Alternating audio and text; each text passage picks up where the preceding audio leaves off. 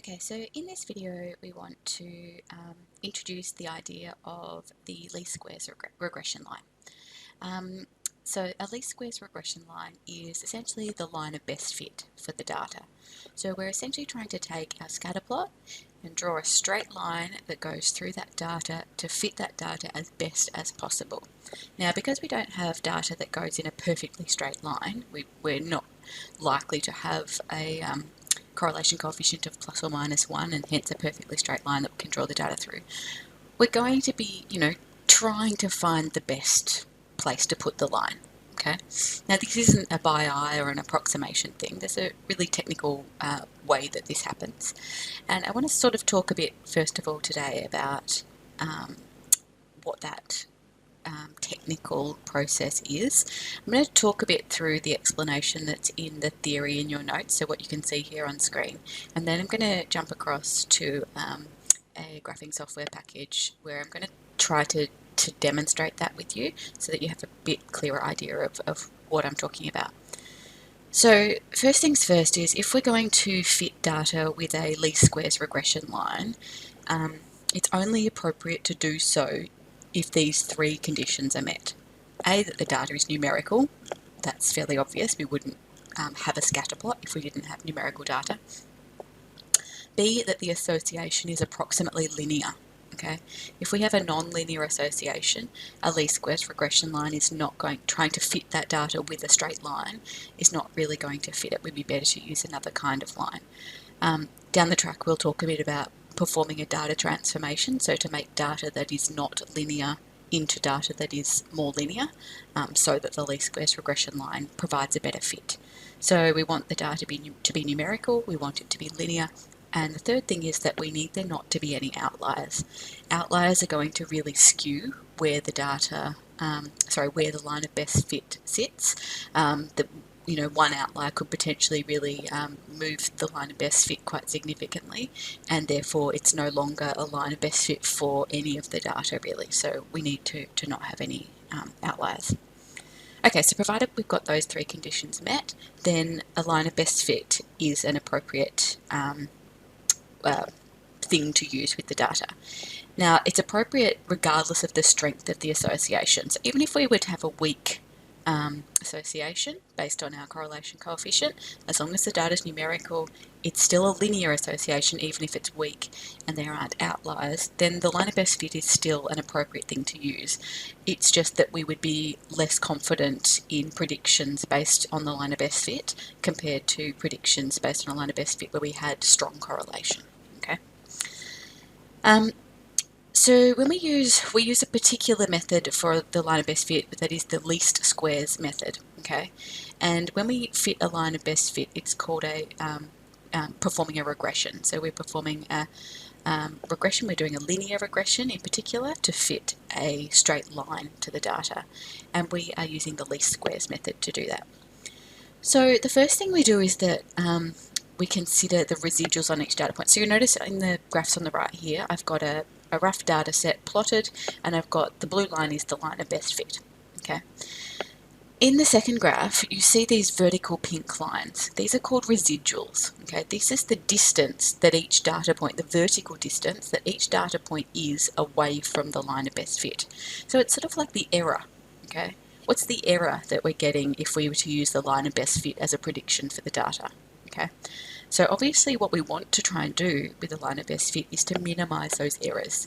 But realistically, the minute we make one of those errors smaller, it's going to make another error a bit bigger. And so it's about finding that balancing point of where should the line go so that those residuals are minimized. Okay.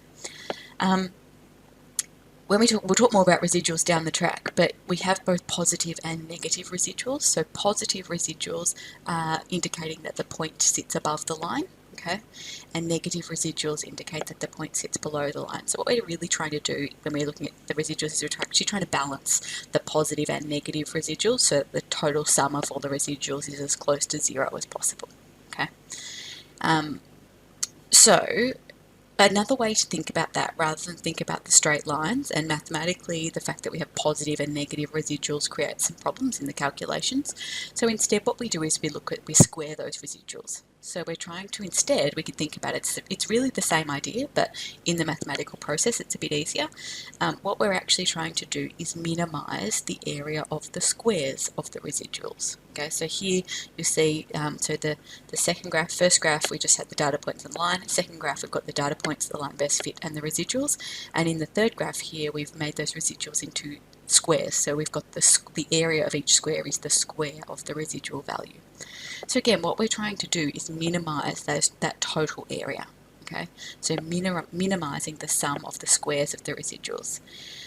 And so when we do that, when we move our blue line, our line of best fit, so that those residuals, those areas of those squares are as in total as small as possible, that's when we've got our line of best fit. It's important to note that the least squares regression line, or the line of best fit, will always contain the mean of the data set.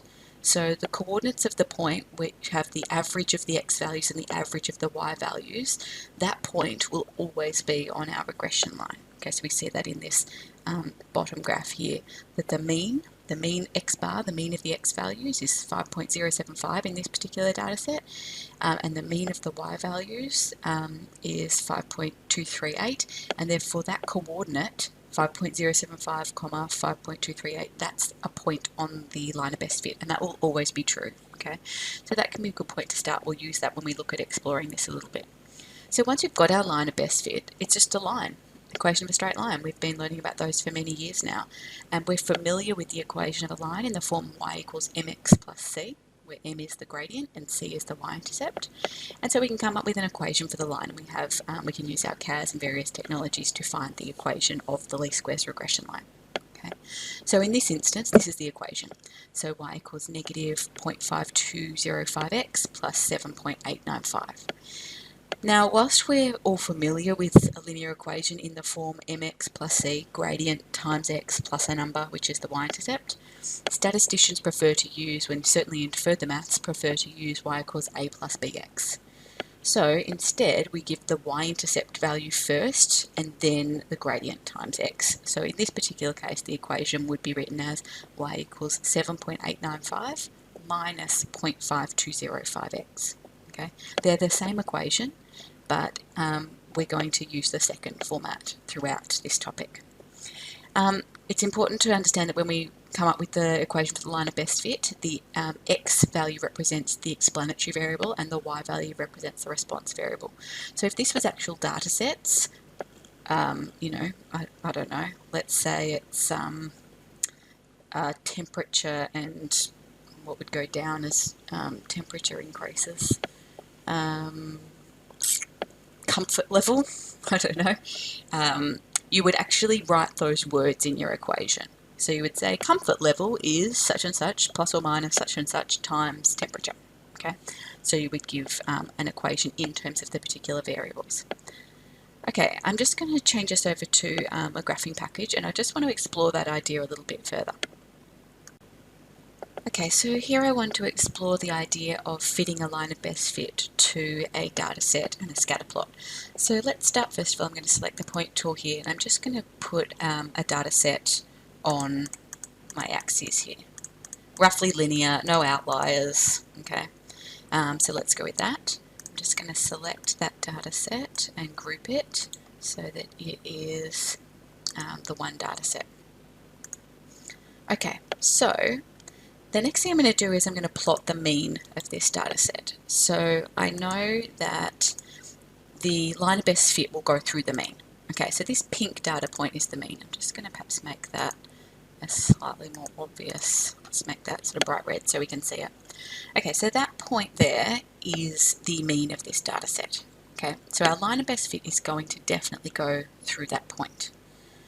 Okay, so let me just set this up so I can play around with it a bit. So I'm going to put a point on the y-axis over here. Just let me, so the coordinates of that point, good. The x-coordinate is 0, so it's definitely on the y-axis. I'm going to lock that x-coordinate as 0, so I can move the point, but it will stay on the y-axis, okay? I'm also just going to make it red so we can see it. And then I'm going to take this point and I'm going to join them up with a line. Might also make that red. Okay, So now I should be able to draw a line that goes through my mean, because I know my least squares regression line is definitely going to go through the mean, but I now have this ability to move it around. Okay, so we might want to have a play around with roughly where we think. I would guess at the moment that the line of best fit might be something along those lines. Okay, so it's going to be approximately there. Alright, so let's see if we can be a bit more technical about it. So I'm going to select my line along with my data set, and I'm going to get my program to draw the residuals in. I'll start off by drawing them as lines. Okay, so these green lines, these are my residuals. So remembering the green line above the red line of best fit is a positive residual. Okay, and so this point down here where I'm looking at here has got quite a big positive residual compared to this next point along, which has got a much smaller negative residual, a bit bigger positive residual, etc. Okay, so again, what we're trying to do, so if I play around with moving my line of best fit, we're trying to minimize, or I guess balance out the positive residuals with the negative residuals. So if we were to add up all the positive residuals and add up all the negative residuals, they'd be equal, so we get an overall residual of 0. That's what we would be trying to do. So remember though, we tend to, mathematically, we instead look at the areas of these residuals. So let me just change it to squares. Okay, so here now we have our squares of the residuals. What we're trying to do is minimize the total area of all those squares. So you can see obviously if we move the line around, we might make some of the squares smaller, but at the same time we're making other squares bigger. So it's about finding that balancing point. I can get my program to, show us the value of the sum of the residuals. Just going to make that green and a bit bigger so we can see it. Okay, so here is the sum of the residuals. So at the moment with my red line where it is, the sum of the residuals, of the square of the residuals, is 15.56. So if I were to move this point up a little, so tilt the line down a little more,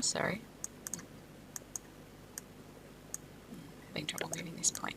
Here we go. Okay, so we see the sum of the squares of the residuals is changing. So we're trying to work out where we're minimizing that. So at the moment, as I'm increasing, it's still going down. It's going, oh, and it went back up again there. Okay, so 5.1. If I move it up a little bit, the sum of the squares of the residuals goes to 5.54. So 5.1 is smaller than that. If I move it down further than 5.1, I'm now going back up again, 5.2. So by eye, and obviously this is approximate. I'm limited by the unit, how much I'm actually moving that line by each time. But in this situation, that's as small as I can make the sum of those squares of the residuals. So that looks like that's going to be the line of best fit. Okay. Now I can actually get my this particular graphing program to draw in the line of best fit. And that green line is the line of best fit. So we got pretty close with our red line. Okay. So if I delete the red line instead, that was just our, I don't want to delete all of that. Let's just delete the red line. Okay, so now the green line is our line of best fit. We can't move it around anymore. That is the line of best fit for this data. What I want to have a look at quickly before we go on from here, so the red point remembers the mean. Our line of best fit is going through the mean. We also see, interestingly, and we'll talk about this in our next video, that we see a solid line happening in the middle here, and then dashed lines at either end. And that's really because the line of best fit is going to be a good predictor for the data where that line is solid. Okay, so that is within the range of the data. It's a good predictor of the data. Outside of that range, we can use it to try and make predictions, but we need to be cautious about the validity of those predictions once we're heading outside of the range of this data, so into the area where we have the dashed line. The next thing I just want to have a quick look at before we go back to your notes here is if I were to look at actually changing one of these data points. So I've grouped them, but I think if I press Control, I can move one. Okay, so if I focus on, first of all, just, actually let me just give you the coordinates of the point of the mean so we can see what they are.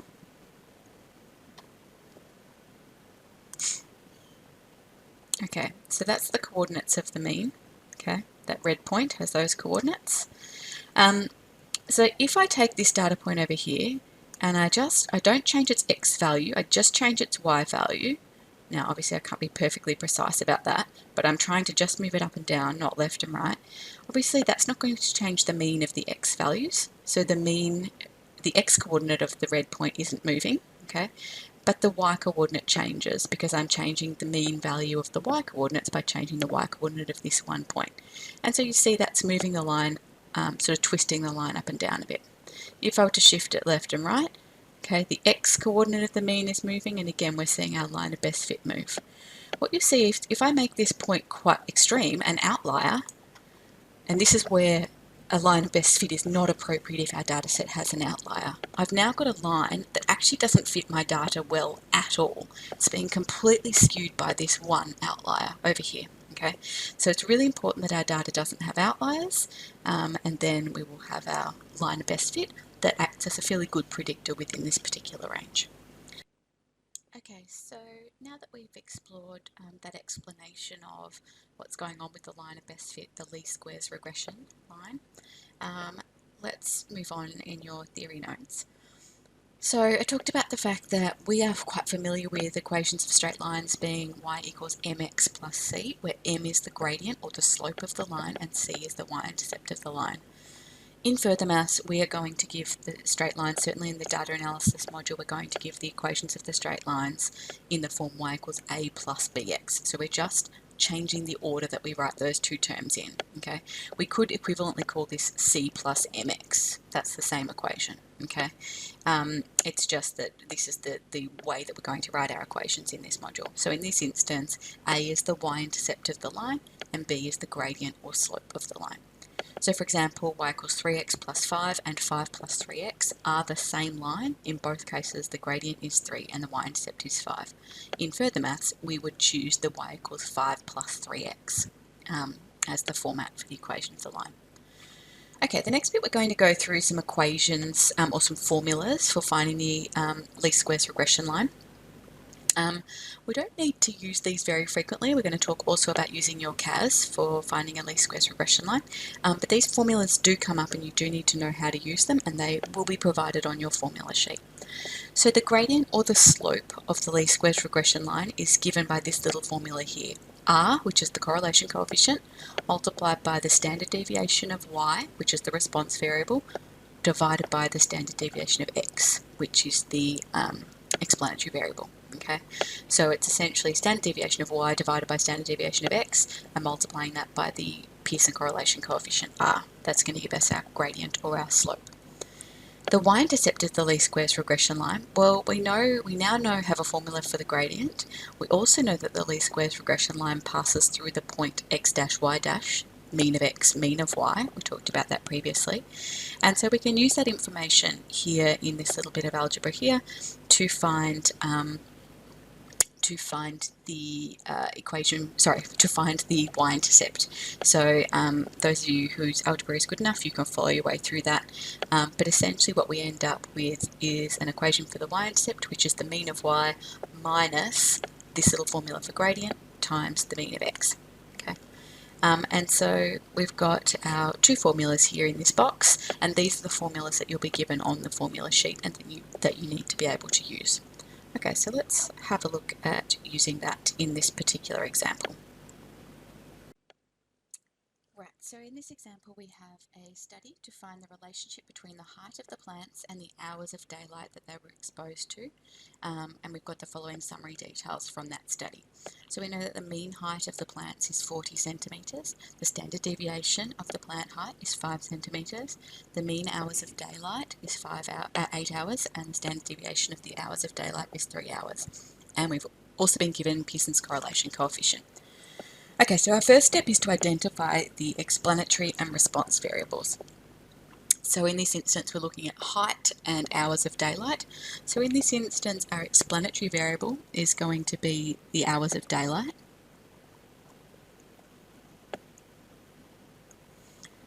Because that is what is likely to explain the height of the plants. Okay, height of plants. And in this data, that is in centimetres. Okay, so that means our explanatory variable, remember, is like our x values, that goes on our horizontal axis, and our response variable is our y values. Okay, so height of the plants is y, which means in the statistics we've been given up the top here, the mean height of the plants is the mean y value. So that's y bar. Standard deviation of the plant height, so standard deviation of the y values, so that's sy. Mean hours of daylight, so hours of daylight is the x values, the explanatory variable. So this is the mean of x, and this is the standard deviation of x. And then we've got our Pearson correlation coefficient r. So we've got all the values we need in these two formulas we had up here to be able to find our equation of the least squares regression line. So part B, calculate and interpret the coefficient of determination. Okay, so remembering the coefficient of determination is r squared. So that is 0.9 squared. Sorry, let me just bring my CAS back up. So 0.9 squared is going to be 0.81. And remember, our interpretation of the coefficient of determination is a really sort of structured sentence we need to give here. And this is to say that 81% of the variation in the response variable, which in this case is height of plants. So 81% of the variation in the height of the plants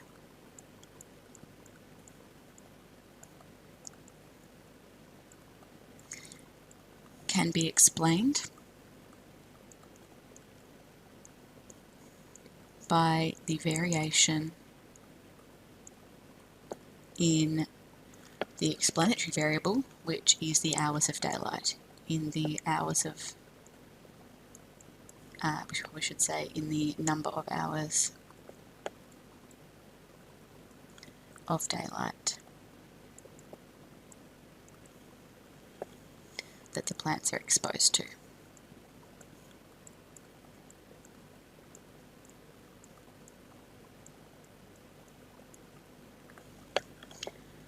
Okay, part C, calculate the slope of the least squares regression line. Okay, so slope is our b value, and it is r times the standard deviation of y divided by the standard deviation of x. Okay, so our slope is r times the standard deviation of y divided by the standard deviation of x. So in this particular instance, that is 0.9 multiplied by 5 divided by 3. So 0.9 multiplied by 5 and then divided by 3. Oh, sorry, I've already done the divide. So 1.5. Calculate the y-intercept of the least squares regression line. So our y-intercept is a, and it is the mean of y minus b times the mean of x. Okay, so again, in this particular example, the mean of y is 40 minus b, which is 1.5, we just calculated that in the previous question, times the mean of x, which is 8. Okay, so 40 minus 1.5 times 8 is 28. And so therefore we want to now write the equation of the least squares regression line in terms of plant height and daylight hours. Okay, so the equation of the least squares regression line is y equals a plus bx, and we've got a and b. We don't want to use y and x, we want to actually use the variable names. So remembering that back in part A we've defined that plant height is the y value and daylight hours is the x value. Okay, so we're going to use those exact phrases. I'll generally always give you the names of the variables in italics, and you want to use those as you've been given. Don't create your own variation. So in place of y in our regression equation, we're going to write plant height. So plant height is equal to a, which we calculated in part D, 28, plus b, which is 1.5, we calculated that in part C, times x, which is daylight hours. Okay, so there's our least squares regression equation connecting the number of daylight hours and the plant height. So plant height is equal to 28 plus 1.5 times the number of daylight hours. Use the regression line to predict the expected height of a plant exposed to 10 hours of daylight. So this just means we now know that 10 hours of daylight we can now substitute that into our equation to get an approximation for the plant height. Okay, so I'm going to call it predicted plant height because it's not definite, but we're going to say predicted plant height is going to be 28 plus 1.5 multiplied by 10. So 28 plus 1.5 multiplied by 10, 43. So this regression equation would predict that on average a plant that's exposed to 10 hours of daylight should grow to a height of about 43 centimetres. Okay, let's now look at using our CAS to determine the least squares regression line from a data set rather than using those formulas. So again, a lot of these first steps are things we're pretty familiar with by now. We're going to want to create a new document by pressing Control N. No, I don't want to save my previous document. I then want to add a lists and spreadsheets page, so that's number 4. I'm going to need to enter my data in here in the first 2 columns, and I'm going to make sure that I name those 2 columns so I can use those variables, and then we'll have a look at how we can calculate our linear regression. So let me just pause the recording for a minute while I enter the data set in. We'll use this data set in example 2 down the bottom here. I'm just going to enter that in and then I'll come back to you. Okay, so I've entered the data set into my CAS, so the data set in example 2. Just looking ahead to example 2, then I'll come back to the CAS instructions. We have our data here that is maximum temperature and the number of air conditioners sold on 10 different days, and we want to be able to predict the number of air conditioners sold from the temperature. That sentence there is basically telling you which is explanatory and which is response. Okay, if we want to predict what's happening with air conditioner sales based on the temperature, then we're looking at temperature being the explanatory variable and number of air conditioners sold being the response variable. Okay, so let's just note that here. So our explanatory variable is going to be the temperature, which is in degrees Celsius, and the response variable is going to be the air conditioner sales.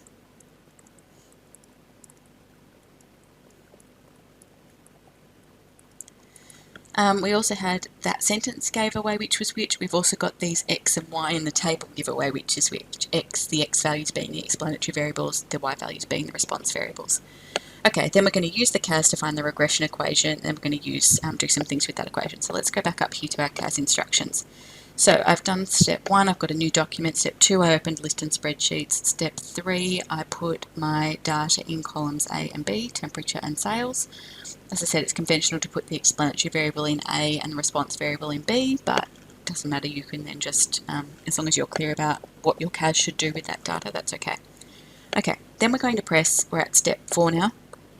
Menu for 1, 4, linear regression A plus BX. We're always going to use 414, the linear regression A plus BX. Okay, so then it wants to know my X list. Where is my explanatory variable? So I've named them. So if I if I press across to open up this menu, my explanatory variable, my X list is temperature. My Y list is sales. Okay. Also worth noting, particularly for those of you who do maths methods and are comfortable with function notation, the regression equation actually gets saved as a function, which you could then go and use. I might talk about that a little later on, but those of you that don't know about function notation, I don't really want you to worry about that too much. First result column, the results are going to go into column C. That's fine, I don't have anything in column C, so good. Okay. Alright, so then we get our regression, and we've actually already done this process, and we did this as a way of finding our correlation coefficient and our coefficient of determination. So we've actually already gone through this process. What we're now interested in, though, is actually the A and the B values, which give us our regression equation. Alright, so let me go back over to our notes over here. So we want to use our CAS to find the regression equation in terms of X and Y, give values to 3 significant figures. Now, in data analysis, we're often going to be asked to give the values to 3 significant figures, and that's going to be because quite often the gradient and the y-intercept can be on quite different scales, and so if we ask for 2 decimal places, one number might essentially be 0 to 2 decimal places while the other number is 23,000. So because of those different scales of numbers rather than decimal places, we usually talk about significant figures. Okay, so let's have a look at our data values. Now, just worth noting, in your CAS over here, if you actually click on the number, so for example the A value here, you'll notice in the box it only shows me 3 decimal places, which is fine for this particular question. But if for some reason I need to see more digits, if you click on that box, you can see that actually while I'm hovered over here, I'm seeing in a little yellow pop-up a fuller version of the number, but also right down in the bottom line, I'm seeing a fuller version of that number if I need to see more decimal places. Okay, so my equation is y equals a plus bx. So it is y equals, now the a value is negative 37.565, so to 3 significant figures, that is negative 37.6.